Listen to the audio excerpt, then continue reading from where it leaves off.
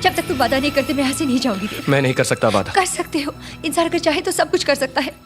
क्या आज रात को मेरा हाथ थाम के तुम मेरे साथ भाग सकती हो? ये तुम क्या कह रहे हो? क्या मेरा हाथ थाम के मेरे साथ भाग सकती? देखो यहाँ तुम्हारी देखभाल करने वाला कोई नहीं है देव। मेरा हाथ थाम सकती हो? बचपन से लेकर आज तक मेरा एक ही सपना रहा है कि तुम्हारे कहाँ साथ जहाँ रहूं, प्यार तुम्हारी होता है सेवा वहाँ करूं। परवाह नहीं होती। मेरा वो सपना अधूरा है, उसे मेरा हाथ पूरा थाम सकती करने का एक मौका दो देव। मेरा हाथ थाम सकती। Okay guys, so final we are here to talk about Devdas, हमारा फाइनली वही ओजी रोने वाला आदमी। अब तुम बहुत सारी वीडियोस देख चुके हो उसके बारे में, इस चैनल के ऊपर बहुत सारे शॉर्ट्स देख चुके हो and you are still thinking like why I am making the videos again and again about him, क्योंकि मुझे लगता है कि भाई हर बार कुछ ना कुछ छूट जाता है। And this time also I do feel that he do content that dual personality, एक वो शराबी अय्याश वाली और एक like literally is genuinely an aashiq, I do believe. खैर अगर बात करें हम लोग इसकी वो शराबी वाली सिल्वर स्पून वाली पर्सनैलिटी की, तो फर्स्ट ऑफ द उसमें देखोगे तो इसकी डिसीजन मेकिंग पावर थोड़ी अच्छी नहीं है भाई। कि जब इसने सोचा कि भाई अब कुछ हो नहीं रहा है, इनके पेरेंट्स मान नहीं रहे हैं ना, उसके पेरेंट्स मतलब उसके खुद के पेरेंट्स पारो के पेरेंट्स के लिए नहीं मान रहे हैं कि नहीं भाई हम उस घर आने में शादी नहीं करेंगे, तो what he did, he wrote a letter कि नहीं भाई दूर हो जाते हैं एक दूसरे से, उसी में हम दोनों का सारा भलाई है। और हुआ क्या, नहीं भाई मैं रह नहीं पाऊंगा पारो तुम्हारे बिना। Exactly what we saw is just mind fucking thing. लेकिन अब क्या करा ही क्या जा सकता है।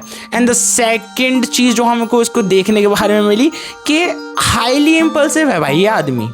इसको भाई एट द मोमेंट बस क्या हो जाए, जैसे कि देखो चुन्नी बाबू ने बोला कि भाई तुम्हें अपना दुख हटाना है, तुम कोठे पे आ जाओ, चला गया हरामी।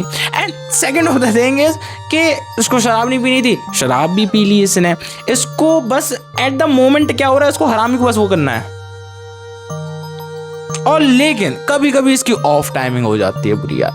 मतलब जब जो मतलब इसके देव के जो पिताजी हैं इन्होंने बोला, उसके ऊपर इल्ज़ाम लगाया पारो के ऊपर कि तुम वैश्या हो कहीं की, तुम्हें आधी रात को बड़े घर के लोगों के पास आना अच्छा लगता है। इस तरीके की बातें जब करी तो देव उस टाइम कुछ नहीं बोला, जब पारो वहाँ से चली गई तब उसने ये सारी बातें कही।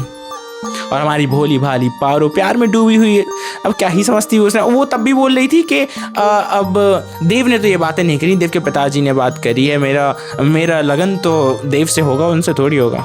खैर मुझे ऐसा पर्सनली लगता है कि भाई किसी इंसान के लिए स्टैंड उसके सामने लेना बहुत ज़्यादा इंपॉर्टेंट होता है, ताकि उसके अंदर थोड़ी सी हिम्मत तो बने।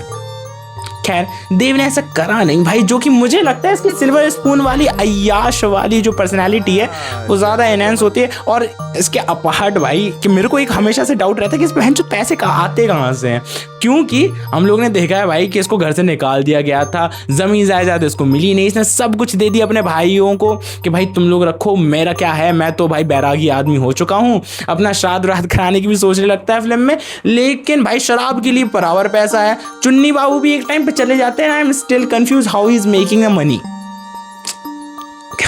भाई कहीं से मेरे को भी इतना पैसा ला के दो भाई, कोई तो क्या है इसके पास ऐसा। और भाई बहुत बढ़िया ट्रेन से ट्रैवल करता है उसके बावजूद, और बढ़िया शराब है, इसके पास हर कुछ है भाई, पता नहीं भाई कहाँ से पैसा बना रहा है। और बात कर लें अब इसकी दूसरी वाली पर्सनालिटी की भाई, जो जिसके बारे में जिसको हम देख के बोलते हैं भाई ओके प्यार में भाई कुछ भी कर लो कम ही रहता है। और वो हमारे लिए पैरामीटर सेट करता है कि भाई ये क्या हो गया। जिसमें हम फर्स्ट वाली वो उसकी अगर हम लोग देखें तो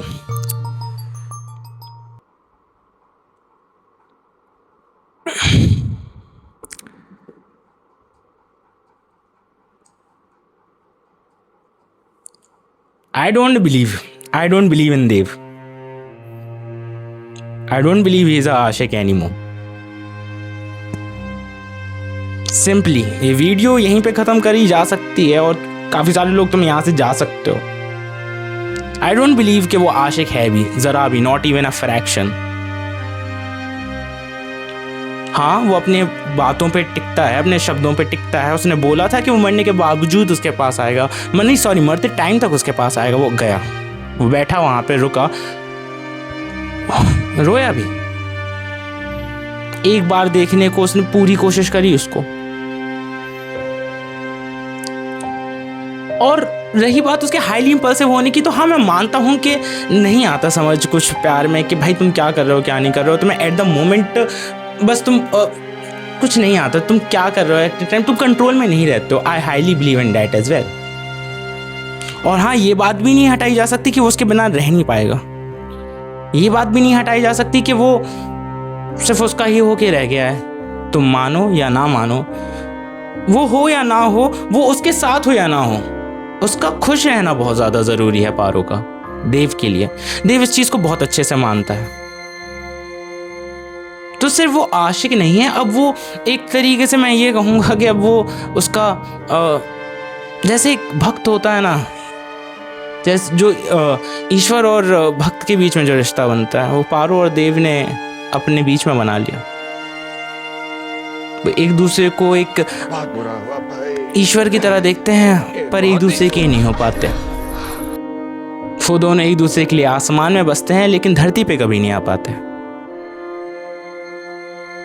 वे एक दूसरों की प्रेयर्स में हैं, एक दूसरे के भावनाओं में हैं, लेकिन एक दूसरे के कभी नहीं हो पाते। तो हाँ, देवदास सिर्फ आशिक नहीं, उससे ज़्यादा है।